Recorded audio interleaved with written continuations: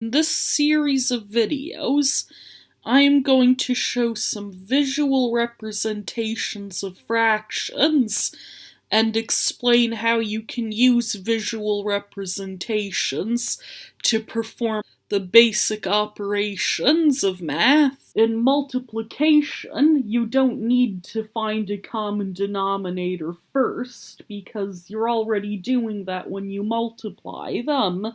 By multiplying both the denominators together, you're getting a common denominator. It might not be the lowest common denominator. You find that after when you simplify. Now, what I really like about this 3x4 grid that divides neatly into quarters and into thirds is what it can teach you about multiplication. Is one day when I was a kid, I was sitting down with a bar just like this, and I was thinking, this is a third. Each row is a third, and each column is 1/4. I wonder what 3/4 of 1/3 is. 1/3. 1, 2, 3/4 of that third. It's 3. And then I looked at it also this other way and saw 9 is 3/4. And what's a third of that? 3. 1/4. 3/4 of 1/3 and 1/3 of 3/4 is the same.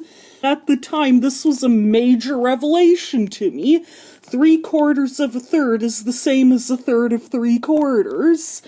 Multiplying fractions both ways is the same, and this can really help sometimes if you're stumped on a fraction multiplication problem. Say you want to know 2/3 of a half. You can ask yourself, well, what's half of 2/3? Obviously, half of 2/3 is 1/3, then you've got your answer.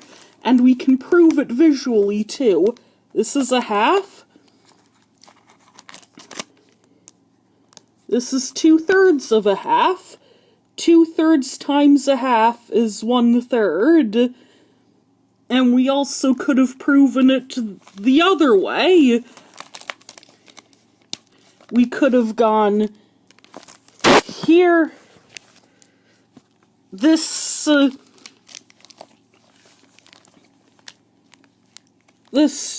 2x4, this is 2/3 of the whole bar, and bing, 1/2 of that, same group of 4. Sometimes it's good to use multiple representations to reiterate the same point. I'm going to use this circle divided into thirds to reiterate 1/2 times 2/3. A half of the circle there, 2/3 of that half is this third. Or if you look at it the other way, this is 2/3. And what's a half of that? Naturally, we're back to 1/3. Now I'm going to use a multiplication example that's good for 20 pieces. Let's do 3/4 times 1/5.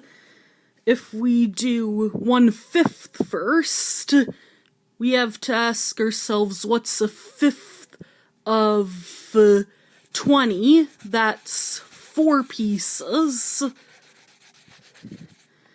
And then we have to ask ourselves, well, what's 3/4 of 4 pieces? That's 3 pieces. And now to prove that it works the other way too, let's start with what's 3/4 of 20. Well, that would be, let's take away this quarter here, and we've got 15 pieces. What is 1/5 of 15? 15 divided by 5. The answer is again 3 pieces.